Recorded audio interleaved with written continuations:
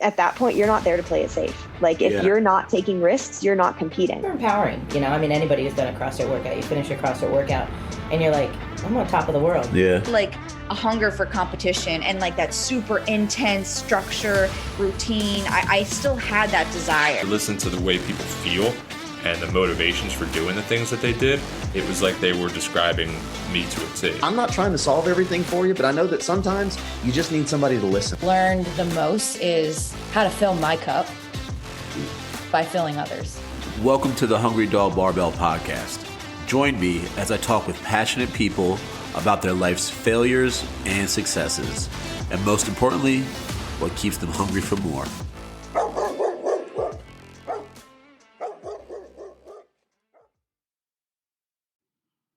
What's up, guys? Today, I'm joined by my two friends, Chaz and Liz. They both are long-term CrossFitters who got their start at the same affiliate that I started at, CrossFit Apex, located in Souderton, Pennsylvania, a 15-year affiliate. Not only are they long-term CrossFitters, the reason that Chaz and Liz are on today is to talk about one of their new hobbies and passions, the Tactical Games. The Tactical Games combines both the fitness aspect of CrossFit with the marksmanship that you would see in any other shooting event. They talk about competing in it, discovering the sport, and also some of their favorite events from the Tactical Games. Hope you enjoy. Limited in the home gym. Like I said, I just picked up the rower. I have the old school Schwinn air bike. There you go. So that's always fun. You crank that right off the handles there. That thing is just, everybody talks about the Echo bike being you guys have all Echoes. Devil machine, but really that Schwinn is like the original Devil machine. Let's be honest. It definitely is the original, dude. There's a lot going on there. With that mechanics. Echo, it's so heavy pushing that thing. Right. Oh my God. So it's been a lot of at home. This time of year, it's hard for me because I work 2 jobs in the summer. So it's hard for me to get to Apex on a regular. I like wintertime where I can get 4 or 5 days a week at Apex. But this time of year, it's like maybe 2 or 3 visits a week to Apex where I can fit it in. And, it's just like to move my body, man. Right. As I've gotten older, I realize the less I move it, the more sore it becomes. So, objects in motion tend to stay in motion kind of thing. So as a master's athlete, when my body whispers, I listen to it. That's a good one. I've become very happy with scaling weights and workouts, whereas before it was kind of an ego thing, like you want to hit that RX weight. Yeah. But now I'm just like, that RX weight doesn't have to always be hit. I need to go to work tomorrow and function. And it's kind of key to scale and know your abilities, like we were just talking about. I like to do, once in a while, I'll throw a pack on, do a ruck. That's also something new that I'm doing. Right. Not a big fan of running. Right now, I'm kind of hemmed up because of a running workout. You with these doing feet interval injuries, running. bro. Dude, interval running, I realize is not my thing. Yeah. We do a lot of RPE work, and we were doing a workout where it was an RPE 5 coming out the door.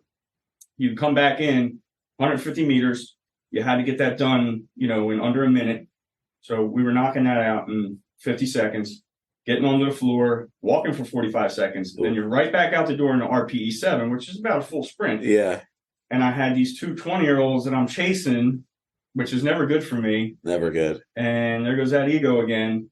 On like round 3, on our second RPE 7, went to the halfway point, cut on my left foot to turn around, and felt that pop in my heel. And knew that the workout was over for me that day. Did you go down, or were you able to keep like hobbling through? I hobbled back to the gym after that. There you go. Yeah.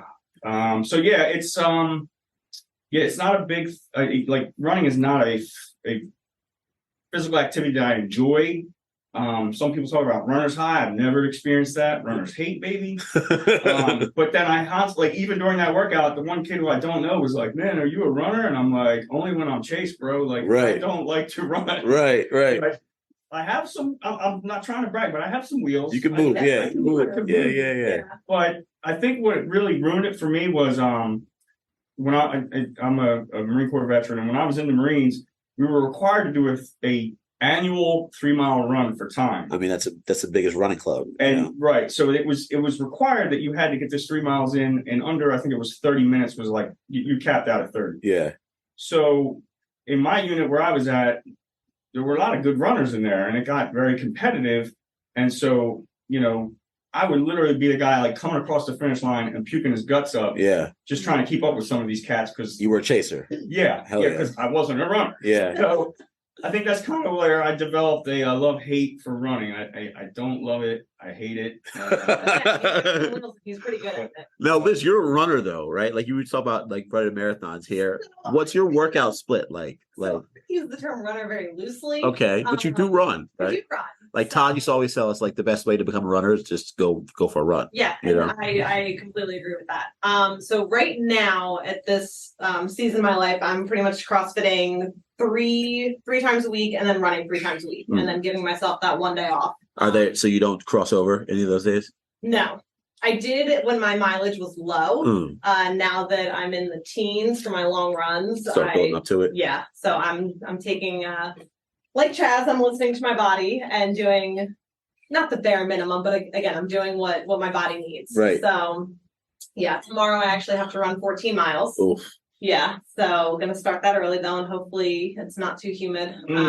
Previously, I've done 2 half marathons. And you know, the common theme is that my sister always asks me to do these things. So she's the peer pressure person. Yes, and I am, I'll say this nicely, but I'm dumb enough because I want to see what my body can do. Right. So I'm like, sure, I'll run a half marathon. Sure, I'll run a full marathon. Does that make you a chaser too? I guess maybe, and maybe I'm chasing the better time because I feel like get that. a lot of CrossFitters are chasers, like Yeah. that. Like that's what's in us, you know. Yeah. Like that, you get that thing. It's that competitive thing. Yeah. Lou used to have a great saying that he would always yell, like during especially running workouts, like head up and go catch somebody. Yep. You know, Oh, yeah. like, I but still to this day. that's yeah. what you're like. Yeah. You could run out that door at Apex. Had that great setup for it at both buildings. You run out that door and you could just see like to your yeah. left and right, Yeah. like where people kind of are. So like going to catch people. It's Yeah. all fun games till you tear.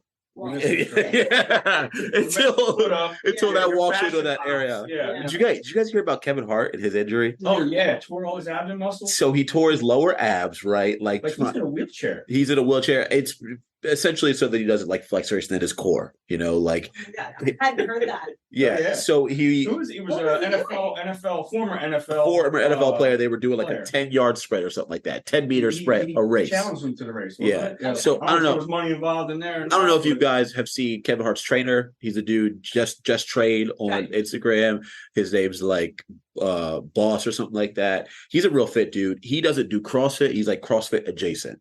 I've seen him Like do hit- collabs with training like type. yeah, but he does some ugly cleans, some snatches, some Oh, stuff like okay. that. You know, like he doesn't work on the technique like we do, like essentially, but he does do all those movements and stuff. I've seen him do collabs with like Brooke Wells, a couple of other different CrossFitters. That's the dude that initially got Kevin Hart into shape like 10 years ago when he Yeah. first started working He's out. a big runner now too. He's a big fitness guy, Yeah. just in general. Yeah. He does work out a whole lot. So that dude, one of his main sticks on Instagram is he would race people, like his Oh. clients and stuff like that. Random people. Well, random people, like different people that he would have come in. It would literally be like a 2-second like talking, and then he would be holding the phone, racing them, you know. So he probably did that with Kevin Hart a bunch Okay. too, and like Yeah. Kevin Hart's seen Yeah. that. Yeah. So like, I mean, I've been for it literally. Like last week, I was like, I raced my girlfriend, you Yeah. know, like one of those things. Like you, that's one of the easiest to say. I can beat you in this. Right. you know? Especially when you got new sneakers, because then you're faster. So Kevin probably been on downtime and like shooting movies and not working out, trying to go from 0 to 150. Oh. And I watched the video. He gets about 10 strides in. On stride number 11, you see just everything like turn, and he Oh. makes a face. It's like, I don't know what just happened to you, but yeah, essentially he man. destroys lower When abs. I said about masters athletes, There you go. everybody whispers to Yeah, you. he was listening for the whisper. Yo, warm up is key. I'll warm up an hour before class. Right. Like- So we were talking about like a little bit of weakness and like that crazy workout Gwen before. Like Chaz, if you were at your peak fitness and health right now, what would be your jam? Like what's your go-to kind of workout Ooh. if you could write it every day? That's. Two I like Murph. a Murph. long. I was gonna say Murph, but like I do like a long grind of a workout. Some kind of hero So, workout. like, yeah, especially hero workouts. And coming into CrossFit, like I really wasn't aware of, what a hero workout was. And being a veteran, like I think it was like my first July, Lou, speaking of Lou, was programming all hero workouts in July that year. And like each day I just came in and it was like knife to the heart every class at the whiteboard, because he would read through these people's stories. And so yeah, they have a special place in my heart every time. And I think Liz can attest to this. I'll be that one that gets choked up. Yeah. Because having seen my brothers fall, it really hits home for me. Yeah. And I think it's made me love CrossFit that much more. Hell yeah. That the respect that they give to first responders and military veterans that pay the ultimate sacrifice. Hell yeah, dude. I didn't make every year, but Liz for the last couple of years with Aaron Fettis, Tim Fettis, and a couple other people in the gym, we do Manion. Yeah. And we'll do it on an off day at an open gym because it doesn't always fall on the schedule. And it was just this past year, I read the blurb and I just lost it, man. I just lost my shit because those are real people. As a Marine and reading about another Marine that paid the ultimate sacrifice, and how he talks about if not me, then who, that hit home. And it's a local guy at that. Right. Travis Manion is local to the area. Mm-hmm. So yeah, it's one of the things, like I said, that I love about CrossFit, how they pay homage to people like that. And I don't know if you saw this, but Castro just announced that Chad is going to be the Veterans Day workout. Dude, the first year I did it, I was at Lifetime when they first announced it. It was that New Year's, like around New Year's workout is when Castro first put it out there. And I was at Lifetime and I had like some kind of bag, like that one over there. And I had to put in like this small 10 and 5 pound plates. One of the most uncomfortable things I've ever done. Clanging and banging. I've been there, brother. Super uncomfortable. But Liz, what about you? What's your favorite kind of workout? Again, I do enjoy running. Yeah. And anything with barbell. Gymnastics movements are not my thing. Now, when you say barbell, what do you mean? What kind of barbell thing? You mean cleans. Like clean? Okay, Yeah, I like it. I like the cleans. Nice. And I go back and forth. I definitely love the long, grueling workout. Like Chaz, the Heroes, they have a special place in my heart. But there's also something about a sprint that you're done after, and you just collapse on the ground and grinding. When it only takes you 7 minutes to just get your full fitness in for the day. Yeah. It's tough, dude. Couple rounds of Cindy. Oh my God. I remember one time, this still has me traumatized at Apex. We did like I think they called it like cardio Cindy. And it was like different rounds, like 20, 15, 10, 5 Cindy paired with like after every time you did those, like calories on the bike and calories on the rower. Yep. Oh my God. Freaking terrible. Like that beat me into the floor. Yeah. I still remember that exactly, dude. So we're talking about it here. How long have you been doing CrossFit, Chaz, and how did it like come across your table? I'm on my 8th year. Started in 2016, actually 2015, December of 2015. Was on vacation in Hawaii for Christmas with my brother and his wife, both avid CrossFitters. Been doing it since 2008. We're like at some of the original games events as judges, or at least my brother was. So he had been doing it for years. He had been trying to get me to do it for years. I was never a physical, like, fitness guy. My whole life, I never was really into sports. Played Pee Wee football, and then it kind of ended after that. That was like, I did baseball as a kid. Career, that was about it. BMX bike riding, that was my jam. So I was into freestyle. I competed in the AFA. That's funny.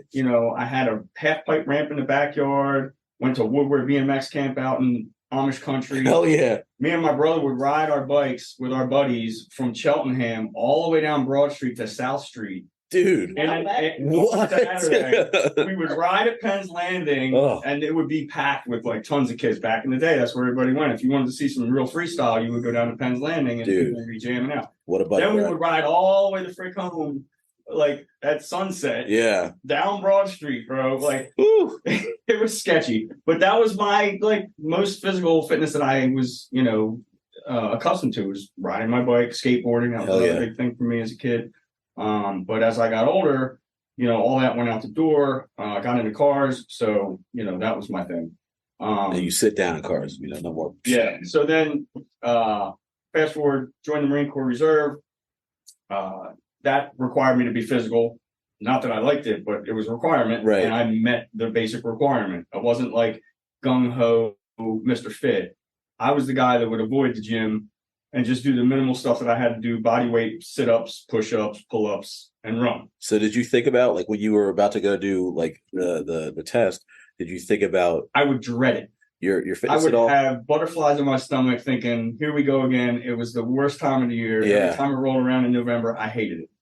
Got out of the Marine Corps, ended up on vacation in 2015, went to do some physical activities like hiking, because if you've ever been to Oahu, Hawaii, beautiful hiking trails, the pillbox trails, the waterfall trails, and then they have the Mokes, which are the Twin Islands off the coast, which you can take a kayak out to. So I wanted to do all these things. So I'm in Hawaii, bro. I want to see it all. So I start doing these activities, and I'm getting my ass kicked. Like, to the point where the next day I'm like, yeah, I can't go hiking today. My legs are too sore. Right. So my brother was like, okay, New Year's Eve rolled around. Hey, our CrossFit box, Kailua, is having a free New Year's Day class. Right. Let's go do it. So I went down there, did the class, and that was it, man. I was hooked. I came home, Googled, CrossFit gym near me. Apex came up. On the phone with Tanya in fundamentals. Boom. 8 years later, here I am. Slid in there. There you go. 8 years later. Liz, what about you? So I've been at CrossFit Apex since November of 2018. Growing up, my family's a big sports family. Wait, we talking about Foreman before, right? Isn't that when they were still at Foreman?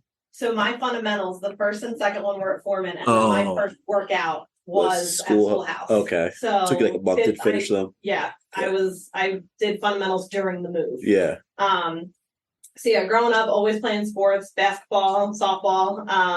I did a little bit of volleyball in high school, and then I actually played softball at Shippensburg, was pitcher, third base. And then after college, that's when I started to get into the running and doing my own kind of like programming, like, oh, I have a back day, I have a leg day. I was one of those people for a hot second. Same. And then my older sister, Emily, the one that is but encouraging me to do these runs with her, she had a pair of Nanos. And she gave them to me, and I was like, well, I have CrossFit shoes now. So you associate? That's good. That's good. That's good. CrossFit, and then actually, my CrossFit time actually goes further back than that, because I had Josh Wagner in high school. Oh, you went to Souderton? I did. He was my gym teacher, so I got a taste of it when I was in my teens. Did you do his class that they do the games in thing?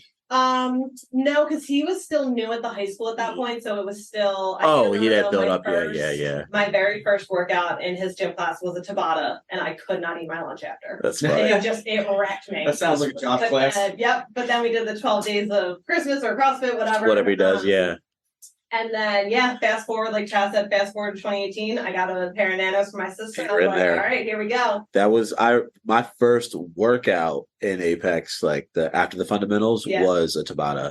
It was like some kind of deadlift, what was supposed to be toes to bar and wall, because I did knee ups at the time. I didn't do toes to bar, but it was Tabata, and it wrecked me pretty bad. Pretty bad. The fundamentals, I remember I walked in there, and I had done like like the bro stuff for a little bit. I went to Genesis. It's like close to Apex or whatever. And so I'm doing a bunch of bicep curls, and Erica did my fundamentals, and we went to do the overhead squat thing, and she like laughed at me because I couldn't lock out the bar all the way. I'm talking about that here all the time, but like you guys know her, and so she gave like a little chuckle. She's like a drill instructor. Yeah, Love you, Erica. One of the nicest people out there, also. But I mean, talk about a super fit person and a great coach. Like, she taught me like a lot of the stuff that I knew. Like, she helped me in that situation when I literally could not do it, like physically couldn't do it. You know who else was in my my first one? I don't know about my second one. Do you guys remember McKenna? He used to go there. The younger girl. Her dad.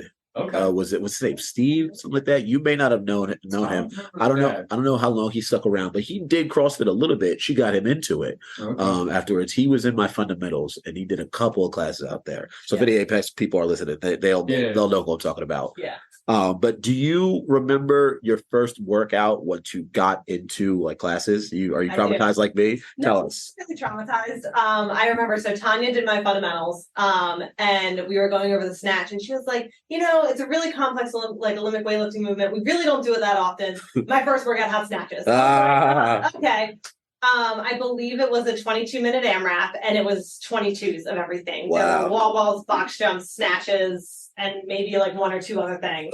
And I remember I had like a 6-pound wall ball, like empty barbell or something for the snatches. It was a good one though. I actually have never retested that. I probably should go back and do that. Yeah, because you guys use Sugar Watt, right? Yeah. So you have like all that stuff on there. What about you there, homeboy? I don't remember my first, honestly. I remember my fundamentals though. It was back-to-back nights with Josh and Clayton. Oh, yeah. And it was like pretty much all PVC pipe and body weight movements. Yeah. But it was so much so like the second night, I struggled to walk up the steps at Foreman Road to get into the gym. Like, Josh ain't playing no like games. Shot. Josh is going to give you a lot of value. Oh, yeah. If you get an hour and a half with him. There's no break in that hour and a half. It's go, go, go. Yeah. So, yeah, I don't really remember my first workout. I remember, though, getting into class and at some point early on, Josh kind of pulled me aside and was like, hey, we have this fit class. And I think that's what it was in the very beginning. Be a better, fit for the fit class. Yeah. And, I ended up in fit and I was in there for several months, but I'll tell you what, those fit classes are no joke. Dude, they work. Like, the weights are lighter, I know, but the intensity and a lot of dumbbell movements and a lot of just body weight kick your ass. Oh yeah. Build a little engine there, dude. And and it definitely, helped me tremendously. And, the first year of the Open that I was there, 2016, I did it in fit class and scaled all the workouts. But I was so proud of myself that I actually did open workouts, even though like it was scaled. It was just that, actually getting the work done. Dude, by now, who cares, scaled or not? I mean, if you want to train to be able to do RX, then put that in your head and go train and do it. But like where you are right now to accomplish that it's a big goal, So it's awesome. Movement. Just go for moving well. Moving. Dude. Oh my God. I remember my first Open. The first one that I did had the bar muscle up and the dumbbell, not the dumbbell, the barbell snatch. And I had RX the other workouts. Like I just didn't get as far, It was one of those things. And then I couldn't do any bar muscle ups, Like, oh shit, this sucks. That was 17? That was 15 the first year. 15, and then 16 was the second year. I remember you were in there. We had the overhead walking lunge. I remember throwing out with Mike Kelly, throwback name right there. Mike Kelly. Mike, shout out to Mike. He still does my AC and HVAC work. Really? Yeah. Does he do CrossFit still? He's dropped in once in a while, but I think with his career path, he's trying to get out on his own with that business, and it's kind of hard. That's awesome, dude. But, another OG throwback there. I think was he still in high school when I was first there? I think he was fresh out of high school, if not still in high school. Right, fresh out, right on the cusp. That's good dude, man. Do you remember the alternating dumbbell snatch box jump over workout? Do I? Oh my God. Jesus Christ. Jam, I did that. Your jam. That was 17. That was not my jam. I did that as the repeat because they had that one in 21. Oh, yeah. Brought it back. Yeah. Yes, they did. So I was an idiot in my CrossFit days, but still am. And I did that one Thursday night throwdown with like Lou and those were good times. Clayton probably did it. I remember watching workout release and then doing it. To the floor with those guys and watching them hammer it out. When the Open was really the Open, man. I mean, it's building back up to it now, but oh my God. And that burpee box jump overs have never been my jam. Oh. And dumbbells are now different. I remember actually we did some dumbbell work before that at Apex. We were one of the few gyms that was. To ask members, we had to get more dumbbells. They didn't have enough dumbbells. At this point in the CrossFit timeline, we were doing very little dumbbell stuff. And then that came up, and it was like a whole new world of figuring out how to do this. So I remember coming in the next morning and like a line of like random dumbbells. I remember the calls going out right afterwards. Bringing their dumbbells in. I remember the announcement. I remember the announcement happening, and then like them being like, "Oh, we got to get more dumbbells," because they put it out on the list beforehand, so we had a certain amount. And that list is always like. There's three or four things that never even show up. Exactly, never show up. This is when I'm still working at Walmart too. And I remember the next week going into work and they do like the online order things and you have like a certain area. And I walk in, I'm just like looking over stuff. There's like six boxes, big boxes that have T. Wagner on them. And their dumbbells coming in. And I'm like, fuck, this is what our life is about to be like now. And then lo and behold, a whole bunch of dumbbells in the rest of the open workouts. So that workout, I did it on the Thursday night and just died on it completely. The worst part was I think I was like 6 reps of finishing the workout before I got time capped. The next year I did much better on it. Like the next time they came back up. And when we, when we did it scaled, because remember they used to do that. I don't know if they still do. Yeah. They would do the open workouts in a week and do all of them scaled so that it becomes like now like a capacity intensity workout. Yeah. I did well and it got a little bit more confidence, but that workout humbled me, bro. Oh my God. I like that one. What a workout. I like box jump overs. I was more of the chest to bar squat snatch kind of workout guy. That was where I was. I prayed for that to come back up every year, and Castro always let me down. But how do you know what? Let me ask you this actually first. When Josh pulled you into the fit class, right? Do you think the ego that you were talking about was still there a little bit? Like, how did you feel? No, because at that time, like I'm the new kid on the block, and I was very intimidated by like everybody in the gym. Like, Right. I had no idea what I'm doing. I had no idea how to move my body. Like, I knew push-ups, I knew sit-ups, I knew pull-ups. Right. Strict pull-ups. That was like my jam in the Marine Corps.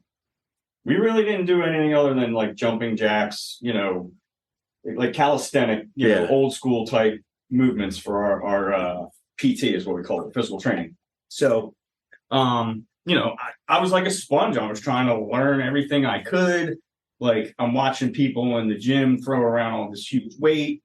I was never a fan of, picking things up and putting them down. That was not like like I said, when my fellow Marines were like, hey, we're going to go over to the gym and bench press and this and that. I'm like, yeah, I'm going to hang out in my rack here. Y'all have fun. Like, Catch me later. Yeah. So it was great. I really appreciated that Josh, didn't let me hang out there in the wind and struggle trying to figure this out, and kind of was like, hey, come over here.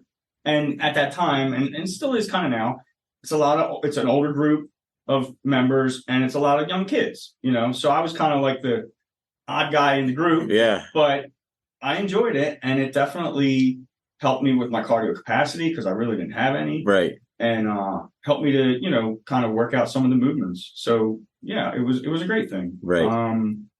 Now today, You it would definitely hurt the ego, but there's actually been times, and I'll admit it, where like if I've got an injury or something, I'll come in and drop into a fit class. Right, because you want to keep moving. Just because you want to keep moving, and because of your ego, if you went into the regular class, you're going to overdo it and you're going to hurt yourself even more, if not set yourself back to needing major surgery or something stupid. So yeah, I love that they have that in our gym, because I can also, like, I've had my mom go do fit classes. I've had other family members. Yeah, you don't need fundamentals. You can do both. Yeah. You don't need a fundamentals for that. So it's a great introductory program for people that have never done CrossFit. Right. They can just actually drop in and catch a class and see what we're about. So and I like it. What I'll say about that and why I think it's really important, it's like I've noticed over the years that CrossFit's awesome. It's cool that it gives like adults, especially, this outlet to do like a whole bunch of stuff that you never thought you would do before, from like handstand walking, squat snatching, ring muscle ups, all the sexy stuff, right? But like at the end of the day, our goal is to get people off the couch and off the carbs and work it out and talking about health and being around other people that are health conscious. So it's definitely not a con for you to have a class that's like turned down and then the fitness is still there. Yeah. Like, I mean, if anyone comes to my regular class, a CrossFit class, like if they are not ready to do these sexier movements, then I'm going to scale them accordingly. Sure. So like there's like I said, there's no con to having a fit class. Like there's nothing you can say like, oh, this is not good. Like that's not CrossFit like everything else is. Like, yes, it is constantly very functional movements performed at high intensity. Like that's what's happening in that class, Yeah. They get on the machines, the same machines we use. I mean, they basically do a lot of times the same workouts that we did the day before. Right. They just scale it differently. Right. They don't use a barbell. Dumbbells instead of a barbell. They'll use a dumbbell instead of a like our version of that is the masters class. It's 55 plus, but it's like not only masters, like anyone could go to that. Right. And just like that, you don't need a fundamentals to go to that.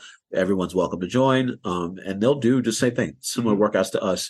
Sometimes they take away barbells, but a lot of times they keep it in and just change the movement of rep schemes. I love the fact that we have members, Steve is 80 years old. Yeah. And the guy will hang with anyone in this room. Right. Like he is a beast. And that's what CrossFit's supposed to build. build. I aspire to be right when I'm that old. And that's kind of like that's what the prescription is supposed to lead people to do, Liz, so you came out kind of like a college athlete like right before that. So were you ever nervous at all when you first came into CrossFit gym? Not necessarily. I mean, I'm a very competitive person, so if anything. So she was like, let's go. No, I think that if anything, it was just maybe again like the fear of failure. Like I'm a competitive person. I was good at softball. I'm like most of the athletic things I've done, I've been good at. So this was something new and out of my comfort zone that I was like, I don't want to be bad at this. But as you know, the CrossFit community is incredible, and everybody welcomed me with open arms. And Tanya, I was going to the 9. At that point, she was scaling me appropriately and just building the strength and building the confidence of those movements. That's awesome. Were you ever lifting weights before you got to a CrossFit gym? Like in softball or any other sports? We did cleans, we did squats. That's that awesome. Kind of stuff at Shippensburg. That's great. Yeah. But a lot of people that I haven't come on here, especially like females, they do not have a good lifting program at their colleges. My softball program in high school and then in college, barbell was introduced to me very early, which was great. I'm really thankful I had that background before starting CrossFit. Yeah, that's awesome. Like the more experience, the better, right? Yeah. The more comfortable you feel around just like the gym in general. Liz, what was like your definition or idea of what it meant to be healthy when you were like younger? Like say you were around Josh, so I guess high school, middle school time. To be completely honest, I don't really know if I had like any idea in my head of Never thought about it. Not really. I was one of those people, and honestly, to this day, it's a little bit of a flaw. I like to eat whatever I want to eat, and I don't really think about the health part. I'm like, I'm just going to do like 2 workouts, or I'm just going to work it off. And again, I was an athlete all throughout high school and college. I had pre-programmed, like I knew I had practice, I had runs, I had this, I had that. High activity level. Yeah, I never had to think about it. And then I will say I became kind of the stereotypical freshman 15. No, freshman 13. Oh, but she gave those 2 pounds to her older sister. That's what it was. After I graduated and I stopped moving, I was like, things are not great, not healthy, not moving. And then that's where I signed up for my first half marathon, and started getting back into the fitness of things and starting to watch what I was eating. But now, again, it's Glassman's CrossFit in 100 words. Like the first sentence is eat. I don't know it off the top of my head. I just read it. Did you take the level 1? Oh my God. Let me tell you now. You haven't taken it yet? Have you taken your level 1 yet? Well, guys, what? You guys would definitely love it. You should definitely do it there. Eat meat, vegetables, nuts and seeds, some fruit, little starch, no sugar. There you go. There you go. Yeah. So I'm trying to incorporate that a lot, especially now that I am running bunch. I'm actually doing a nutrition challenge with Erica right now. So nice. She's helping me with my macros and trying to track everything and make sure it's all working. And again, just living a healthy lifestyle. Yeah, so. It's awesome.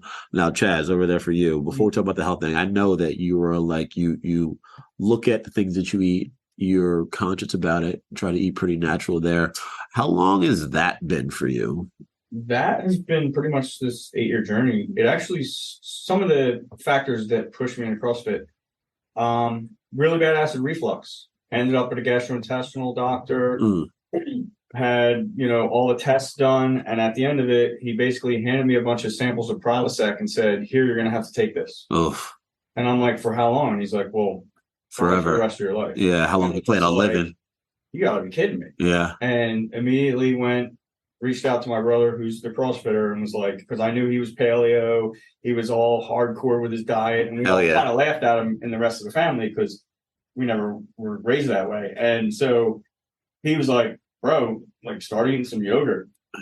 And like literally I eat yogurt every day now. And I eat like an almond milk yogurt, that's all natural and all that jazz. But gut health, man, it's huge. I mean, and I remember when you were doing the Bragg's apple cider vinegar. Oh man, yeah. The shots of that every day. No, not every day though, dude. But I remember you telling me you did that, and I was man, like, "Oh, that's disgusting." Hell yeah! But now I'm all about my kombucha tea, and my brother actually was doing that as well. He would grow his own. He had the jar up on top of the fridge with this nasty ball of slime in there, fermented it himself. Yeah. His wife, she's Korean, and she was all about it, man. They even had a nickname for it. It was like Herman or something, and they would take it everywhere. Like when they moved from the States to Hawaii, like they flew it in with them. Like it was like their baby, before they had kids. So anyway, I got, onto a healthier diet, and then that kind of got me into riding a bike again. So like I said, when I was a kid, that was my jam. So I started riding a bike, and then that parlayed into the CrossFit thing after realizing like I need to up my game. Right. If I want to be an active adult, I need to up my game. So I've done paleo. I've done autoimmune paleo. Never got into the whole macro thing, but I did get into weighing all the food out and kind of tracking that. And you know, I kind of run now kind of a middle of the road where once in a while I'll take the Liz motto and eat whatever I want, like a cheesesteak on a Friday night. But in the same way that Liz is talking about working it off, like I earn that cheesesteak. So I'll go work out Friday night, kill myself in a workout, and then that's my reward. Right. Get that cheesesteak. Get a couple extra And I pay calories. for it the whole weekend because all that bread and the cheese is just so nasty. But it tastes so good in the moment, man, you know what I mean? yeah. So, but yeah, so now I do try to eat Farm to table. yes, because where I live in Hilltown, I have a farmer behind me. I'm actually getting a pig from the butcher this week from him. I got a pork place down the road with nitrate-free bacon. I got a turkey place, Bolton's Turkey Farm, right down the road the other direction. So I try to eat as much, you know, locally grown and natural food as I can. It's not always easy. It's not always affordable, but that's kind of like where I run. That's awesome. Is a little bit of this, but once in a while, Yeah, you got to do your thing. I mean, Glassman. you get the ice cream in there. I've never been a big ice cream dude, but my girlfriend is. Oh Okay. my god, so I'm around it all the time, and it's like I'm gonna have a couple of bites here and there. The butter beers. I saw you. Oh my god, dude! So people were asking me like, did I get the crusty donuts and stuff like that? Oh, like, yeah. I'm like, dude, I couldn't handle any more sugar after the Oh, butter beers. It's the truth. It messes me up for days. Have you had them? No, I haven't, but I'm just The sugar, yeah. Like if I go off the rails at like a birthday party or something like that, and have some cake High ingested sugar. and you know maybe some kind of mixed adult beverage with a lot of sugar in it. Yeah. you know, I'm paying for it. Yeah, for sure. Have you been to Universal? No, I haven't. So the butter beer is just like it's some kind of regular like soft drink, but like probably a butterscotch that. But then the foam is just a big shot of butterscotch essentially. So it's like a Starbucks. Exactly. So it's not that, but it's not that crazy. But then like there's foam on top of it, and it's just butterscotch. So your first sip is just like a shot of butterscotch essentially there. I noticed that on Saturday, like when it was probably peak, so many people there, it was like thick, real thick to drink. Yeah. And then by Monday it was a lot thinner and like easier to drink, stuff like that. But yeah, it was aggressive, dude. Like I couldn't do any other sugar outside of that because like we had one of those a day. Yeah. You know, it was a crazy experience. But those are still good though. I mean, I was a big Harry Potter fan, so I want to dive into that. But so you were talking about like your brother and how he was a big health dude, right? Were you guys raised together? Yeah. So what was like eating and health like for you growing up? It's funny because 4 brothers, all 4 dabbled in CrossFit, and right now I think I'm the only one that's really sticking to it. My younger brother is like doing the street parking thing, so he's still doing a variation of CrossFit, but he's kind of separated himself from any local box because you know how boxes can be. Yeah. We're not all blessed with an Apex Yeah. or KOP in our neighborhood. Yeah. So the cream will rise to the top, but the other one will stay open. You know? So him and his wife have been around the block enough times. They've traveled around the country and been to so many different ones. And where they're at right now, there's just not a fit for them. So they're kind of doing their own thing. But my other 2 brothers both trained at Apex before me and kind of went off and doing their own thing now. One rides bikes. He does a tour de shore every year, my older brother. And my younger brother is now getting into the outdoors. So he's hiking, boating, and doing all that stuff. So it's good to see. But to get back to your question.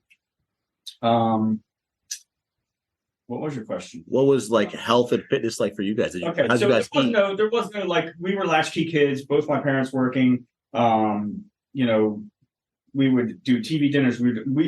We were the microwave guinea pigs. We Like grew up on microwaves that. came into the world when I was a kid. And they put characters on the TV dish. Oh, dude, TV dinners. I remember getting cheeseburgers, frozen cheeseburgers in a cardboard box that you would microwave and eat. Heck Like yeah. fries too. And it was like the nastiest stuff, but like we thought it was Great. awesome. Late Like, look at 90s, this. late 80s and 90s were the yeah. TV dinner kids. And like it's like they there's like studies done on that. And like if you do like a PT cert, you know. McDonald's, dude. When I was a kid, McDonald's was like several days a week. That was like a given. It would play like the commercial that's like, do you know where your kids are? And then like a McDonald's commercial right after that. Yeah. That'd be like that was the setup. And then a cigarette commercial right after that. Like, you know, I remember, you know, my whole late teens or like once I got a driver's license, And especially when I got a job out of high school, every day I ate off the dollar menu. Yeah. I mean, it was awesome because that's all I could afford. For Right. $1, I could get 2 cheeseburgers. I'm like, But it hey, was let's normal. go. It Like, was completely normal. Yeah, If you tell yeah. someone you're doing that, no one's going to bat an eye. Nope. You know, Exactly. at that time, at least. Once I got into a job where I made a little more money, then every day for lunch, I would eat a full cheesesteak. Yeah, yeah. Like, you went from the dollar menu to the Big Mac. giant fries. It sounded like orange Coke. you just upped it. Yeah, that's all that you do. So yeah, my food, as a child was terrible. We were lower middle class, so mom, she did what she could to get us, fed. With 4 boys in the house, we'd eat you out of house and home easily. So, Yeah. a box of cookies or tasty cakes would be gone like in 2 days. Yeah, see you later. No questions asked. Yeah. And the question would be like, who ate all the tasty cakes? And nobody would be like, oh. But food for us was it was whatever was fast and available. And it's a shame that a lot of people still live that way because like we can do better as a country. Right. And, Right. Like health is the most important thing, so we've talked a lot about the old stuff. Let's bring it up to like the now. Liz, what was the first CrossFit competition you did? The first CrossFit competition I did was actually at up in Easton at CrossFit Advance. Now it's Extra Metal Fitness. My sister and I did a Valentine's Day workout or a competition. The Valentine's Day Massacre or something like that. Yes. Some kind of name. yeah. It was good. I don't think we did as well as we wanted to because we never worked out together. She lives in Easton, I live down here. And we were just like, hey, this is fun. Let's go do for this it. together. Yeah. And again, we're sisters, so and this is our MO. I get mad at her. She gets so we don't work as well together. Is that the vibe? Again, Emily, I love you. Siblings. But again, siblings. So yeah, that was my first CrossFit comp. And at that point I was still very new with CrossFit. Like how far do you think you were? Maybe a year. Whose idea was it to do the comp? My sister's. Okay. Come on, that's Has she? how this works. So how long has she been doing CrossFit? So she had started CrossFit, gosh, probably back in 2013 or so when she was living in Indianapolis. She doesn't do it as much anymore. She also is becoming more of a runner and she teaches/coaches spin class. Nice. So that's her kind of method of working out and fitness. But yeah, so that was my first one with her. And then after that, it was here with I think Girls on Girls. Last year? I think so, yeah. Oh, wow. Yeah, I haven't competed as much as I probably would like to, being a competitive person. Yeah. But yeah, no, I've done a couple comps here. Wait, did you do the brawl? I did do the brawl. I mean, that's a lot already. Third. Yeah, I thought I remember that. I mean, it honestly all runs together. And our new thing is tactical games. We've gotten into that. So Hell yeah. Slowly starting to compete more and more. Oh, we're gonna get there, dude. Chaz, what about you? You got the competitive bug for CrossFit? A little bit. In-house, I really haven't done anything outside of our box, but the Spring Fever Masters Comp, my brother and I did that a couple years ago. Took 3rd place and just had a great time. I mean, he's like I said, been at this a lot longer than I, so he's the stronger of the two of us. Plus, he's younger. Yeah, and so he kind of carried me through that. But yeah, that was my first like introduction to it. And then I've done other in-house comps with other people in the gym. It's not. It's funny because what we're doing now with tactical games, but like I guess like I don't see myself like at a level where I should compete because I can't do all the RX movements. Like my gymnastic skills are not that great. I've got 2 bad shoulders, so I kind of avoid any kind of muscle ups. Yeah. I did a number on my neck a couple years ago doing handstand push-ups. Bro. So I avoid those now too. Like I said, was it in that open workout? Huh? Was it in the open workout? No, I think it was around Thanksgiving 2 years ago. It was a running handstand push-up workout. And yeah, I just came down on the ab mat. Yeah. Funky. And actually, no, I'm sorry. I took the ab mat out. Someone made a comment. I'm not going to throw any coaches on the table. But they were like, you can do that without an ab mat. So I was like, all right. So I threw it to the side. And then I came down, probably expecting that extra cushion there because I was used to it. Yeah. I got a little something going on in the neck after that. That happens to be because of the bald head now too. I slide on the mat. But yeah, it's really like I competed a little bit, like I said, when I was a kid in AFA BMX competitions, and I don't know. I'm just I don't like see myself as a competitor, which is funny now, being what we're doing. Yeah. But Throw down every day in class, you know. yeah. I love doing that. Liz will tell you, like, you know, if there's a foot race, let's go. You know, in a workout. But yeah, no, I don't know. Like that competitive edge for me. Like under the spotlight, I'm not like a big spotlight guy. I guess is what it is. I was a pitcher, so Yeah, that's the spotlight. You're used to the spotlight. right. That's funny. So we were just talking about it. What was the first time you guys saw the tactical games? Who brought it to who? So I actually was following a physical therapist on Instagram by the name of Wad Doc. Tim, and I'm not going to even try to butcher his last name because he has like I'm not even sure what nationality it is, but it's Tim K. I'll just go with that. And he was kind of like thrown in my algorithm, like, hey, this guy does CrossFit, you should follow him. So I started following him, and he had some really cool tips on different movements and stuff, and PT type stuff for ailments. And then one day he started shooting guns, and I was like, this is interesting. And then, you know, a couple weeks later, he's showing how to do rope climbs with, you know, a gun belt and a rifle and a freaking weight vest. And I'm like, what do we got going on here? So then he started competing. Consider my interest peaked. Yeah. So he started competing in the tactical games. And I'm like, wow, I've never heard about this. So that was kind of like my introduction to it. And I started following them on Instagram. And then 2020, pandemic hits. World gets a little crazy. Everything changes. People realize that, 911 is like not 2 minutes away, and you really are your own 911. And I'm sure we all heard the statistics, like gun sales went up like through the roof. So a couple of people in the gym started talking. You know, they had made some recent purchases. Me being a veteran and having some familiarity with, you know, certain platforms of weapons, I was approached and somebody said, hey, you know, have you seen the tactical games? What do you think? Right. And I'm like, let's go. And that's kind of where it started in spring of 2020. We had our sights set on a team event in West Virginia in August of that year. I think you came in the following year, right? Well, you came to that. I was going to say, so where's your involvement in that? So the Petersons and I we carpooled down and went and watched them because Eric had some interest. I had some interest. So we knew that it was going on. I think I had crashed a couple of the workouts with them, did a couple of the trainings. Yeah. And then, so Chaz, I kind of just piggybacked on what they were doing. And then originally I was going to have Aaron as my partner, but life happens and it didn't work out this time.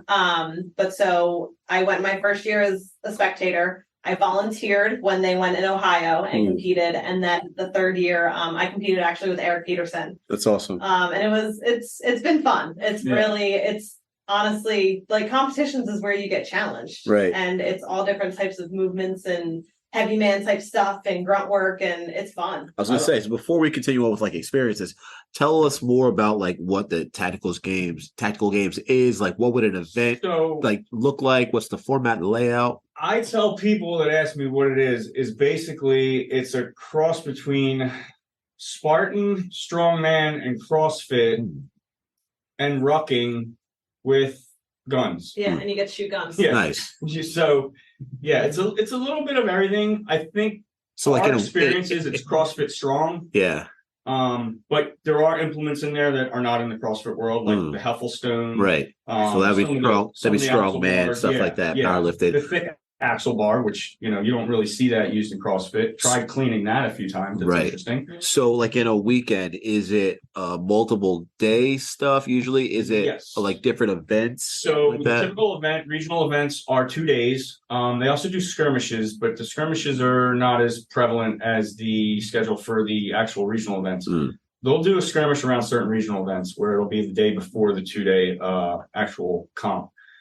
So skirmishes are kind of like an introductory thing, like almost like a fundamentals. They'll kind of show you the ins and outs of what Tactical Games is about. Awesome. But the actual event is a 2 day event. It'll start Friday night with a check-in. They'll check your gear, make sure you have weapons that are, approved. they'll weigh your weight vest because you're required to wear a 15-pound weight vest for males and 12 for females. And that's in your typical plate carrier that you would wear for Murph. You can put either, actual ballistic panels in there, or you can just have sand, or you can have rogue plates. Those are requirements. Whatever to be loaded. Yeah. Yeah. You'll do your check-in on Friday. First thing Saturday morning, it's go, man. You have your safety brief in the morning, and then you're on the range. And they'll split you up into 5-man or 5-team relays on the stage. You'll go through some type of physical workout, and you'll have shooting stages, mixed in with that. So you'll do 20, sandbag over the box burpees, and then you go to the firing line. You'll shoot a stage of, pistol fire, rifle fire, and then you'll come back and do 30 of them. And, that's basically like the format is they'll mix in some type of movement, whether it's heavy sandbag carry or, rope climbs was at the last event we were at. We had to jump over a wall, a 6-foot wall. Wear the weight vest and all the gear. Well, it depends. Gun Depends belt? on safety wise. There were events where we took the rifle with us on everything we did, and then there were events where we left the rifle on the ground, and even our belts. When it makes sense in the same. Okay, that makes sense. They're always changing it up, so you never really know how to train for this, which is what I love about it. Yeah. It's kind of like CrossFit. Like you don't know, you show up and here's the workout, and it's all right, let's go, and you test yourself to find out, am I ready for this or not? Right. And the first event that we did, it was 2 stages that were just straight shooting. And that's kind of been Apex Tactical's Achilles heel. We're really good at fitness. We're really good at the fitness part of it. Fitness people good at fitness? How weird. Yeah, people fitness. Right. But and it's funny because you see this throughout the tactical games right now, because we're in the early infancy of this sport. Right. It's kind of like CrossFit in 2008. People kind of think they know what they're doing, but they're learning as they go. Right. So you'll have people from the shooting world that come to tactical games, and they could shoot a dime at 100 yards, no problem. But now you throw 100 burpees in front of them and tell them to go shoot that dime, and they're like, "Bro, I can't do 100 burpees." Yeah. And so that's where we're at with this sport, and it's kind of cool to see that it's actually growing now. You've got people like Jacob Hepner. You've got female athletes from the CrossFit world that are coming over. Craig Everett, weightlifting guy. He's big into tactical games. There's a lot of people from the world of CrossFit that are kind of making a transition, and it's cool to see that. Yeah. Under Armour just became one of their major sponsors That's this year. So they've really created a team with a lot of really good athletes.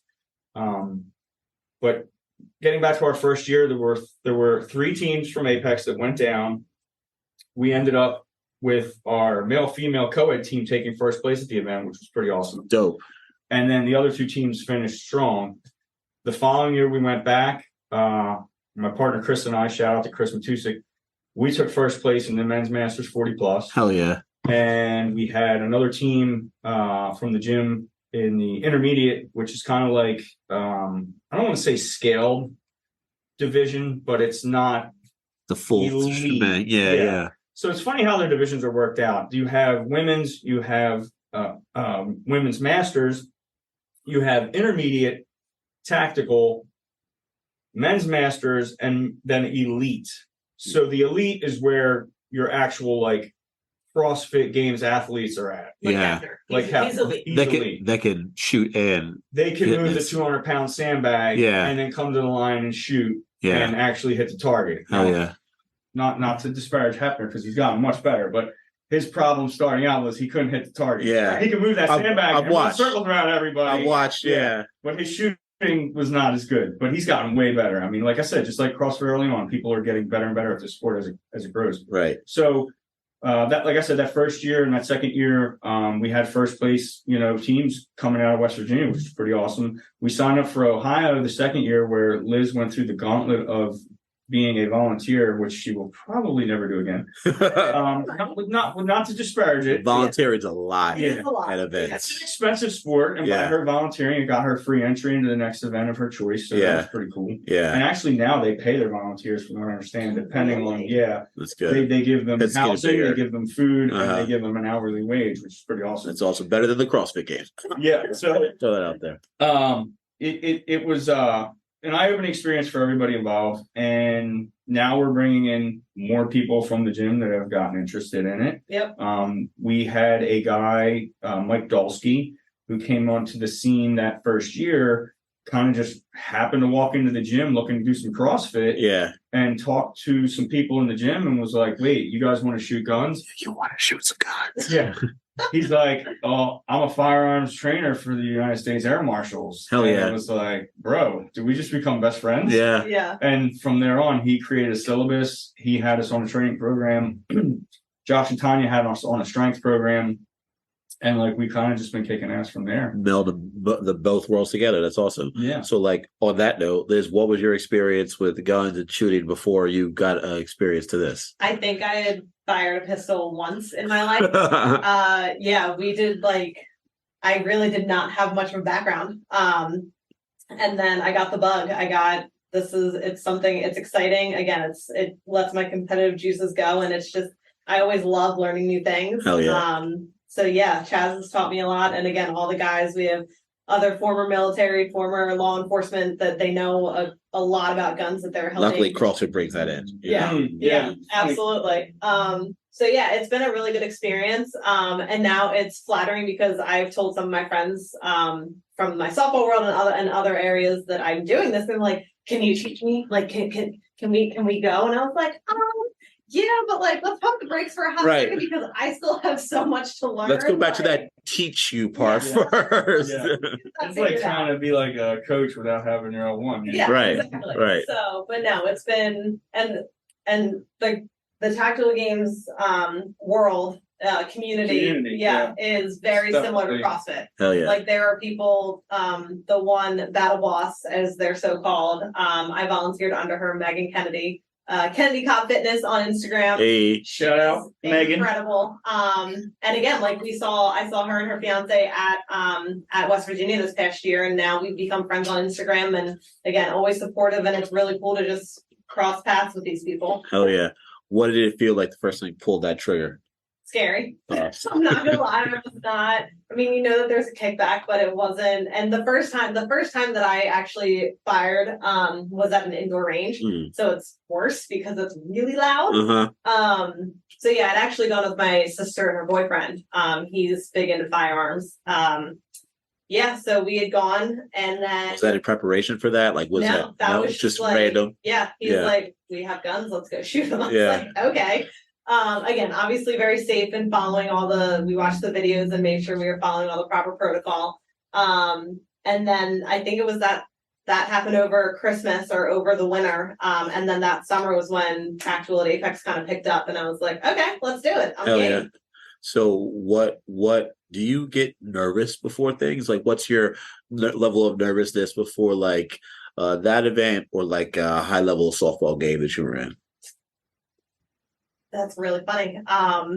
I don't really think I got as nervous for softball as I do with CrossFit and tactical games and things like that. Like I get the butterflies. I mean, I would get them a little bit with softball, but at that point, especially in college, I had played for 14 plus years. Like I had been doing it for so long, and I knew that I was at my peak and that everything was great. There's still so much to learn and so much to do that.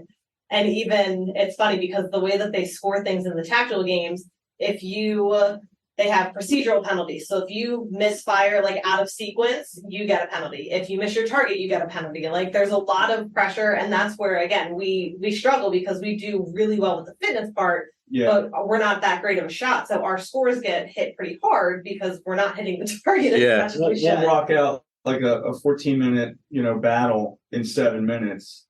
Whereas everyone else is taking the full 14 minutes. Yeah. But then when you look at the targets, It's like, Never mind. We just evened up the playing field with our poor shooting today. Yeah. And that's not always the case. We've gotten better with the shooting, but Definitely. It's definitely, like I said earlier on, it's our Achilles heel, and we all are honing in on that. Yeah. Every season. So what about you? You had a Marine Corps experience before, but yes. Did you keep your shooting up over that time period? I feel like I had just as much nerves in my first tactical games event as I would have on the firing line to qualify in the Marine Corps. Like you want to be safe in what you're doing, and the tactical games likes to say that they're safe-ish with what they do. Inherent risk with everything, man. It was very eye-opening to me, some of the procedural stuff that they were doing, because in the Marine Corps, firearm safety is like paramount. Like you never would flag someone with the barrel of your weapon. You would never point it, in certain directions. You would always just point it downrange. And we're running around with rifles slung over our shoulder like it's cool. And I'm like, bro, we're tagging everybody. Yeah. What are we doing? And, and then we're jumping over stuff and grabbing weights and carrying axle bars. And so it was kind of a shock to the system for me in that way. But the nerves are definitely, especially the first year, were huge. And now it's just like pressure, because like this last event in West Virginia, we took 4th place, and we missed it. We took top 5 in every event, and then it came down to the last 2 events that were strictly shooting events. Like there was a little bit of fitness in there. Like you had to run down a trail in the woods and engage targets in the woods. Which was really cool, by the way. It was very cool. What are the targets? The targets were cardboard, 5 of those in the woods spread out in the trees. Yeah. And then at distance, at 100 yards, there was a steel target. And this is all with a pistol, not a rifle. Ooh. There was a 100-yard steel target, maybe the size of 3 or 4 feet tall. And then at 50 yards, there was another steel target. And there were guys knocking that out in 22 seconds. Literally from start to finish. You had a start line and a finish line. And you could shoot anywhere in between. I was saying, are they allowed to move and shoot? They can move and shoot, yeah. So that was kind of the cool part of it. But the cool part for me was not that. It was, I got all the targets hit, but there were hostage targets on top of the targets that you weren't supposed to hit. Yeah. And I ended up tagging 2 of those. So that was a huge penalty. I killed the hostage. I did hit the 100 and the 50-yard steel targets, but my time was over a minute, so that just crushed us. We went from before or after the penalties. That was before the penalties. It was not good. Very, very bad performance there. And then we had a steel target shoot out of a car that was a 180-degree firing bay, which is kind of cool. Most firing bays, you're just shooting straight in front of you. This, you were coming out of a car and you were shooting a half circle of steel targets at anywhere from 20 to 30 yards. Damn, that sounds so cool. For time. Yeah. Once you completed it, you hit the table in front of the car, and then your partner exited the vehicle, and then they engaged the same targets going the opposite direction. So that was really cool. Yeah. But again, we didn't perform very well on that. We had 5 drops on that. I'm not going to say we did that. So we went from top 5, and we took 2nd in the long movement, which was a running movement. That was the shooting part of that. We took 1st in our division on that. We took 2nd overall out of 113 teams, something like that. Hell yeah. So that was a ruck with a 30-pound pack through woods, up and down hills with your rifle vest after you shot targets at 300 to 400 yards. Damn. Yeah. So that was a good one. We had our highs and lows, and we ended up not making the cut. Came in 4th. I shouldn't say making the cut. We did qualify for nationals, because they take usually the top 5 teams from each event, from regionals. So we should, I shouldn't say we did, we should qualify for nationals, which is in Texas.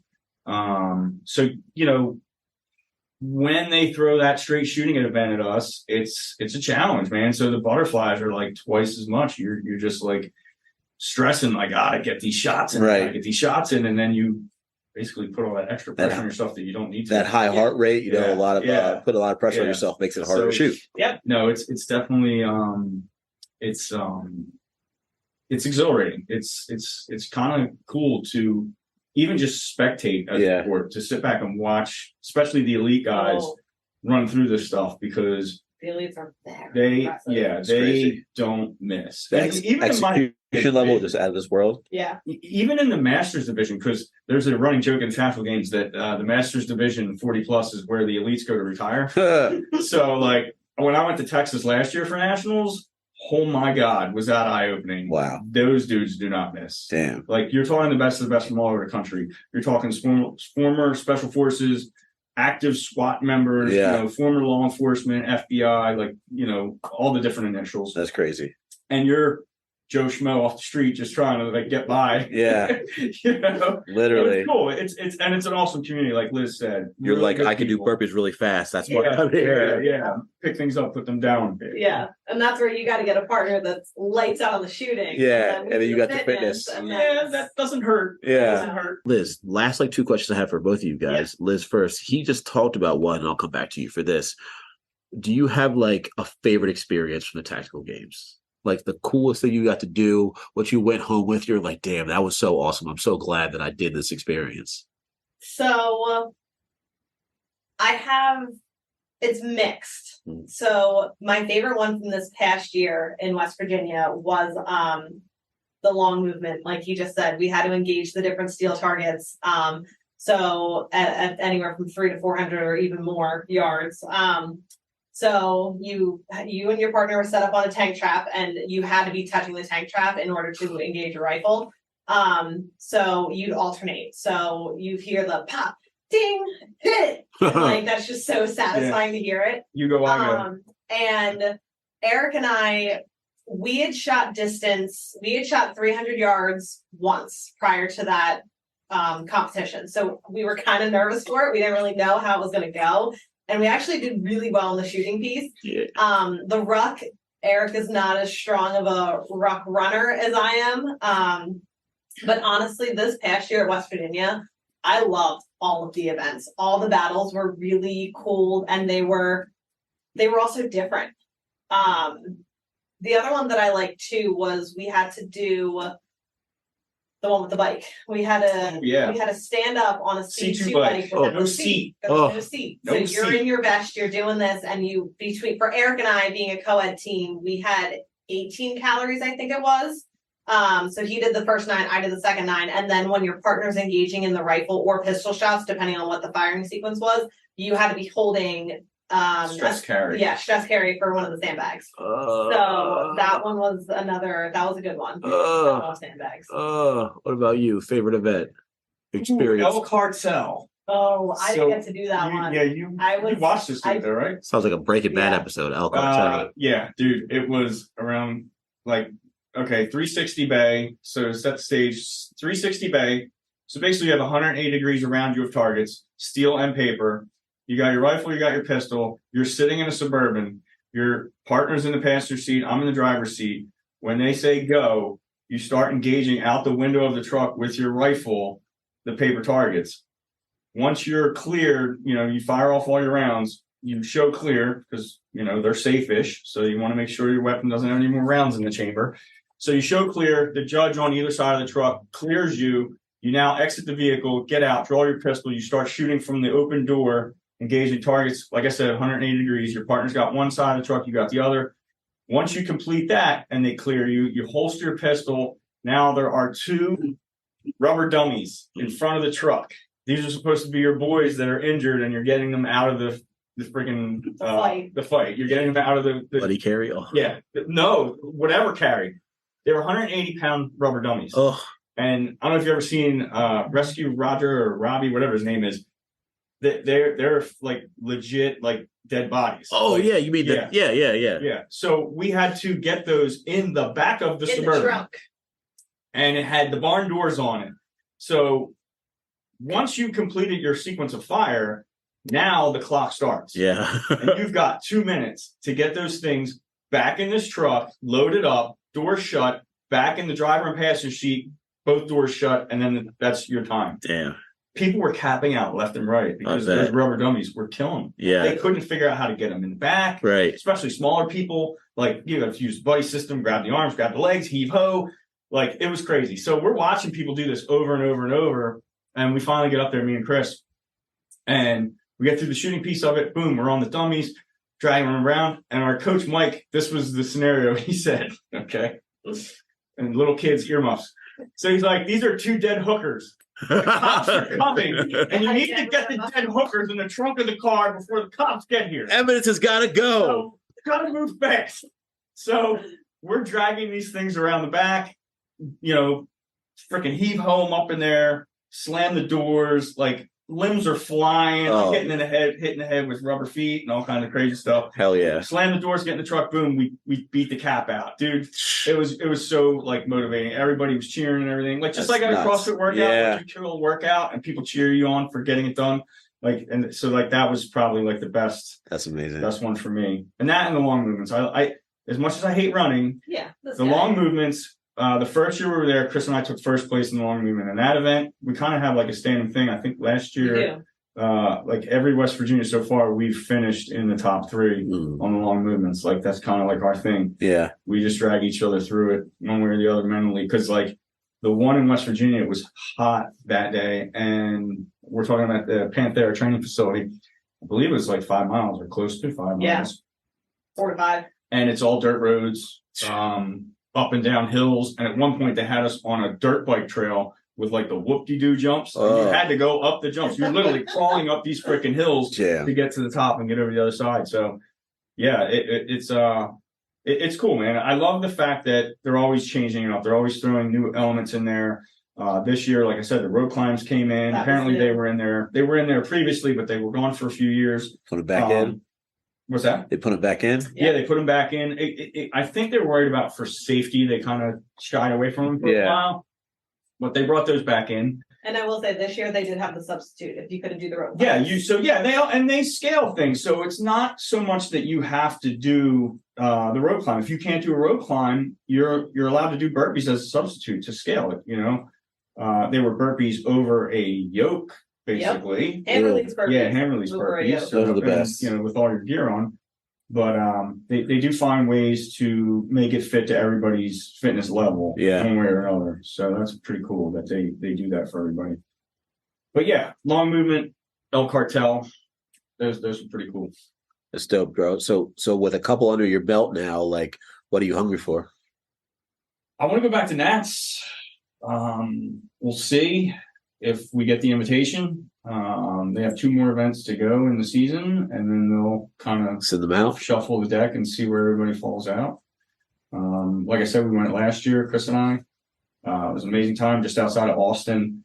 3-day event, Friday, Saturday, Sunday, and we had an 8-foot wall. We had really cool 2-gun stages where we were shooting rifle and pistol. They had the Texas Star, which is that wheel where you hit one and it spins the other direction. Yeah.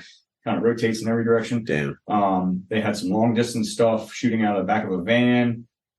They always kind of throw curveballs at you and you never know what to expect with it. Right. So that would be what I'm hungry for, man, to check that out. Because this year it's at a different location, Georgetown, Texas. Oh yeah, I saw that. I love that. You know what I want to say too? Shout out to Chris Matusa, man. Like, talk about a dude with always got a positive attitude, always down for anything. Oh man, I can't ask for a better partner. Oh, what a guy! The man will bend over backwards to help anybody. Man, dude, just always showing everybody a lot of love too. And yeah, he's pulled me through quite a few workouts, not just in the tactical game either. No, real life, he will literally pull you through workouts. So, Liz, what about you? What are you hungry for? So I'm hungry for a podium, honestly. Eric and I, we performed really well at West Virginia last year. And then they revamped the divisions. And I think that hurt us a little bit because they don't have a specific co-ed division unless you're elite. And we are not elite. So everyone else is just in that division. Yeah. So I think he and I, we're going to have more conversations about it, but I think we realized we need age and gender appropriate partners, which is very sad because he was a great partner. We've had a lot of fun together. There's a divorce coming. Yeah. But no, I definitely, like I said, I'm competitive. I want to get a podium at some point. Hell yeah. So that's what's next for me, hopefully. That's dope, dude. A podium at Nationals coming, man. Love that. Well, guys, thanks for coming on. Educate me on the tactical games. Talk about a lot of Apex throwback stuff. Those are my favorite. I love talking about some good CrossFit history stuff, man. Like, we're all such nerds. We just love talking about the old days. Back in when he said back in 2008, I'm like, yes. It's great. But guys, thanks for coming on, man. Chaz, Liz, thanks. We're gonna get out of here, dogs. Peace.